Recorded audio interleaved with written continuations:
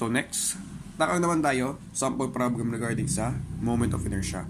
Sabi dito, find the moment of inertia with respect to each coordinate axis of the area between the curve y is equal to sine x from x is equal to 0 to x is equal to pi and x-axis. So between the function y is equal to sine x and x-axis. And sa ating function, yung ating boundary sa x-axis, yung ating movement sa x-axis is from 0 to pi. So para mas ma-imagine natin, siguro i-convert natin siya into degrees. Naka-radians mode kasi siya. So ito yung ating conversion factor. Pi over 180 or 180 over pi. Ibig sabihin, pi is equal to 180.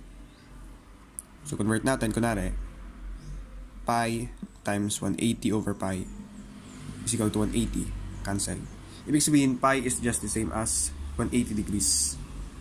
Kung ito naman ay 2 pi, 180 times 2, 360. Ibig sabihin, ang 2 pi is 360 degrees. So anyway, ang focus natin is pi. Pi is the same as 180 degrees. So para ma-describe natin ang graph nitong problem, sabi sa atin, ito yung ating function, y is equal to sine x. Tapos yung ating area is between etong sine x and x-axis. So ito yung ating sine x and ito yung ating x-axis. So hindi tayo pwedeng pumunta sa baba ng x-axis. Lahat ng function sa baba ng x-axis, hindi yan kasama. Pero at the same time, hindi rin ito kasama kahit sa taas yan x-axis. Kasi ang sabi ng graph natin, siya ay between x is equal to 0 and x is equal to pi. Pi again is 180. So ito yung ating restriction. X is equal to 0 and x is equal to pi.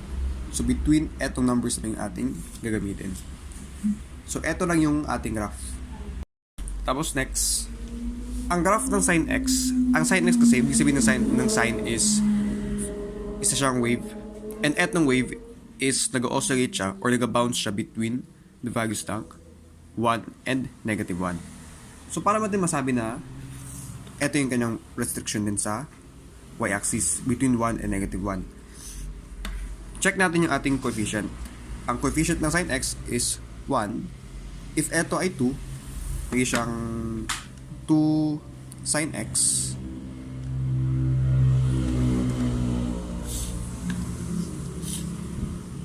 so originally, if sin 0 ang ating take substitute, 0 yung ating y. If sin 90 ang ating take substitute, siya ay magiging 1. Pero if eto, change natin yung ating coefficient into 2 sin x from 1 naging 2, kapag tayo ay nag-substitute dyan ng 90, magiging siyang 2. So, ibig sabihin, ang coefficient ng sin x is may impact sa kung saan siya nag-oscillate. If eto ay 2 sin x, kanang oscillation is between 2 and negative 2. Pero since siya ay 1 sin x, kanang coefficient is 1, yung ating oscillation is between 1 and negative 1. So, okay. Next, describe naman natin yung ating topic ngayon, moment of inertia. Ang moment of inertia, ang other term sa kanya is second moment of area or second moment. Ibig sabihin ng second moment, ibig sabihin, nag-take ka ng moment for the second time. Again, nag-take ka ng moment for the second time. So, sa topic ng centroids, gumamit tayo ng first moment of area. Ibig sabihin, yung ating area, tig-moment natin isang beses. So, pag sinabi nating second moment of area, after natin mag-take ng moment ng area, mag-take na naman tayo ng another moment. So, imagine natin, ito yung y-axis, and meron tayong object dito, yung area ng object. Ibig sabihin, ito ay moment about y-axis. Ibig sabihin, tayo ay mag-moment about y-axis, tayo ay mag-rotate about y-axis. And if ito yung ating object, ang kanyang distance is eto. And eto is described by kanyang x value. If tayo nag-rotate sa x-axis, ating object natin, ang kanyang distance from the x-axis is described by ating y value. Kaya dito, iy, eto yung ating distance, x. Sa ix, ang ating distance is y. Ngayon, bakit siya x square, bakit siya y square?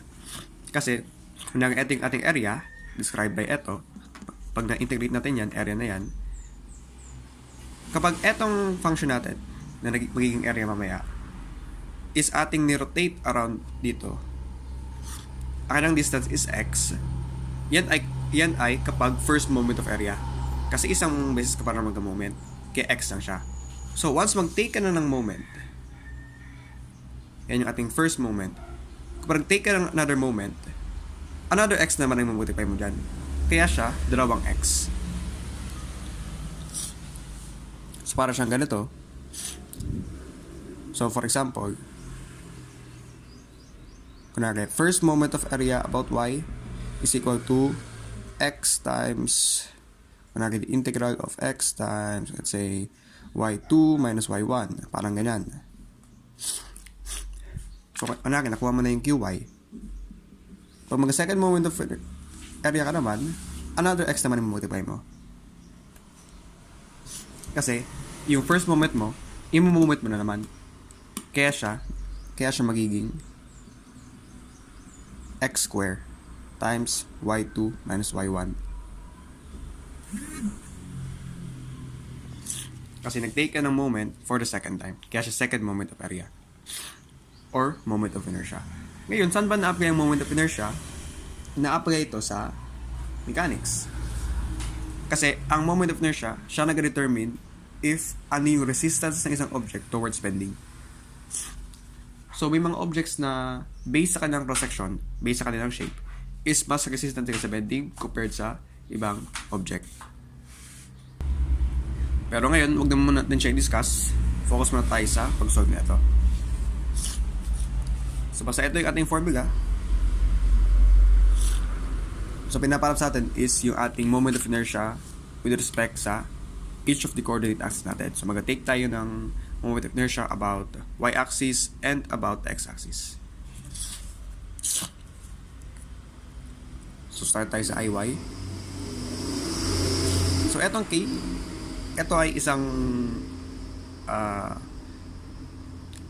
constant value lang naman siya. Mass per unit area. Pag given sa problem, substitute natin dito, then, yun. Times na lang natin siya. Sabi natin, ang ating pag-integrate is between 0 and pi. Tapos x square times y2 minus y1. Ibig sabihin ng y2, yan yung ating upper function, and y1, yan yung ating lower function. So, between what functions yung ating area. So, yung upper function natin dito is etong curve, which is sine x. And yung ating lower function is etong graph dito. Kasi between siya, neto, and eto. Eto is just 0. Kaya ganito lang naman siya. So, all in all, eto ay k times the integral from 0 to pi of x squared times sine x dx. Ngayon, para ma-solve natin to, kasi kung meron tayong integration table, meron tayong list of common formulas. Wala naman tayong formula for x sine x. I mean, x squared sine x. So, gamit tayo ng technique, and yan yung ating integration by parts. So, sa previous video, meron tayong ginawang sample problem regarding sa integration by parts.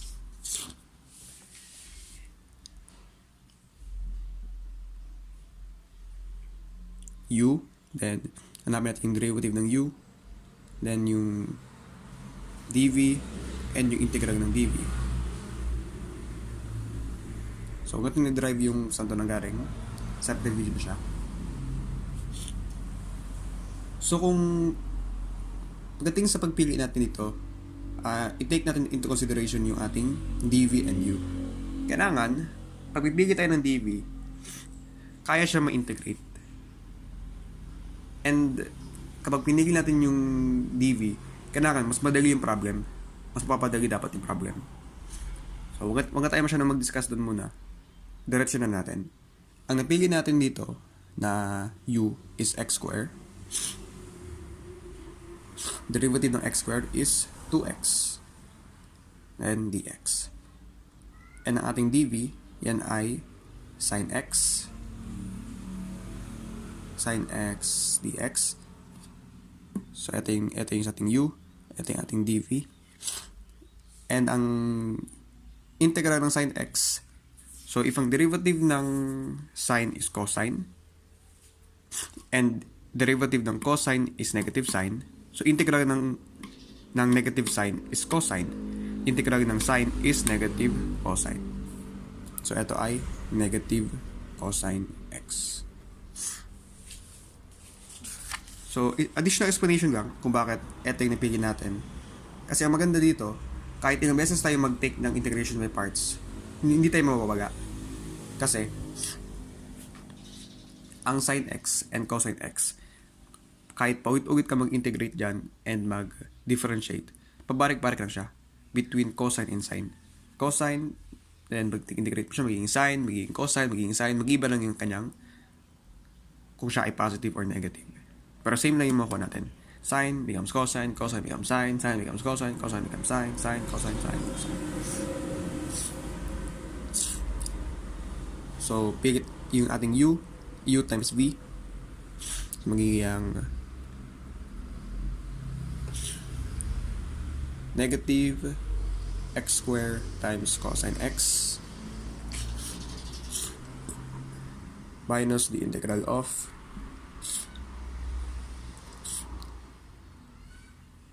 v and du. So, negative 2x times cosine x. Simplify natin. Ilabas natin yung ating coefficient na 2. And negative times negative, yan ay positive.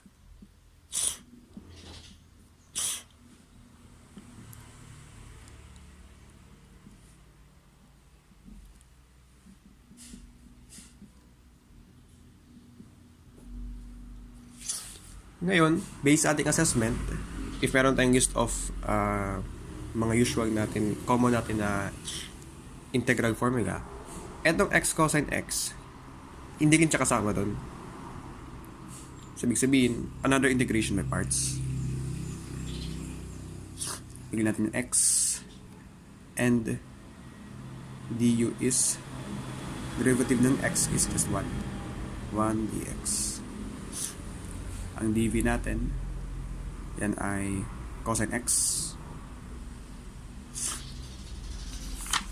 And the integral of cosine x is sine x. So, ito yung sinasabi natin na kahit imbes na mag-integrate na ito, sine becomes negative cosine, cosine becomes ganito, cosine becomes sine. Ganyan. Isang advantage din nung tayo nag-derivative ng x square, nung pinili natin yung x square, siya ay nag-reduce ng power. From an exponent of 2, naging siyang 1. From 1, naging siyang 0. Kung siya ang ating integrate, di ba, kung ito ay x square, mag-i-increase tayo, magiging siyang x cube, magiging siyang x raised to 4. Kung makikita natin, mas naging mahirap yung problem kasi nag-increase yung power natin. Di ba? Compared dito, yung ating power nag-decrease from 2 to 1, from 1 to 0. Again, kung siya yung ating dv and v, magiging siyang x raised to 2 to x raised to 3. Tumaas tayo. And from x raised to 3, naging siyang x raised to 4. So, dun pa lang, mas mahirapan tayo kasi hindi rin siya kasama sa integration table natin. Mas magiging mahirap mga yung ating problem. Kaya siya ginawa nating u kasi mas napadali yung problem natin. Kung ating substitute, copy natin to. Negative x squared cosine x plus 2, then bracket tayo, uv x sin x minus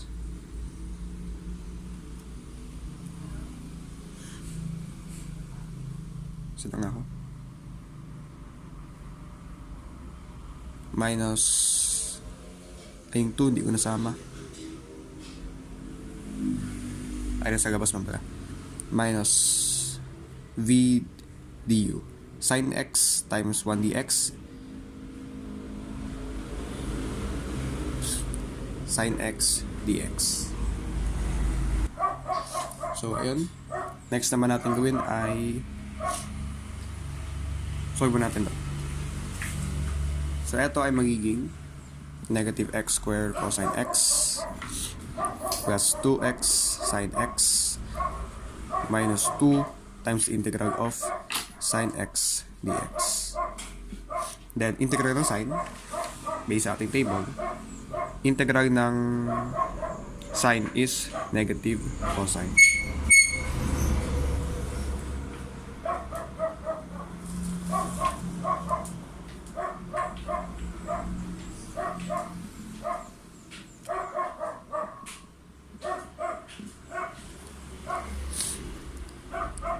So, negative times negative, yan ay positive.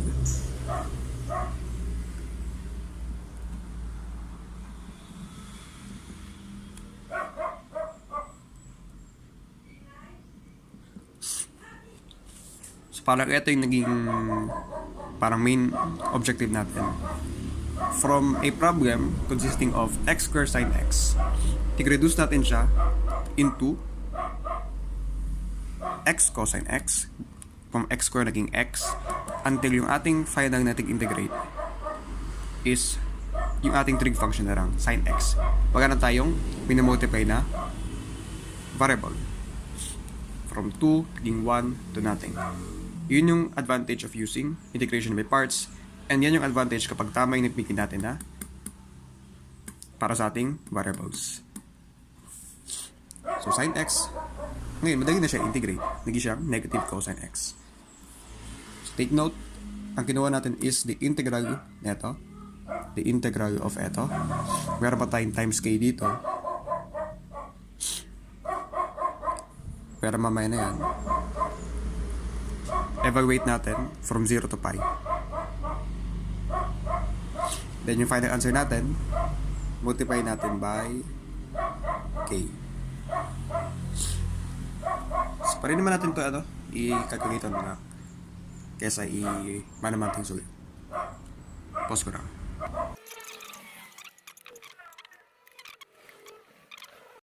So, wait lang, may correction pa tayo. Kanina kasi, yung solve ko to, hindi pala ako naka-radians mode. Naka-degree mode ako sa calculator. So, kapag etong pi ay ating sinubstitute dito, sa ating problem, ang ating makuha ay 7.87. Approximately 7.87.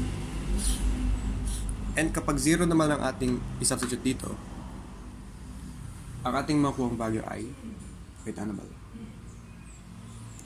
Ang ating makuhang value ay 2. Gagawin natin, yung makuha natin from substituting etong pi, eto, minus yung makuha natin from evaluating yung 0, which is 2. So, 7.87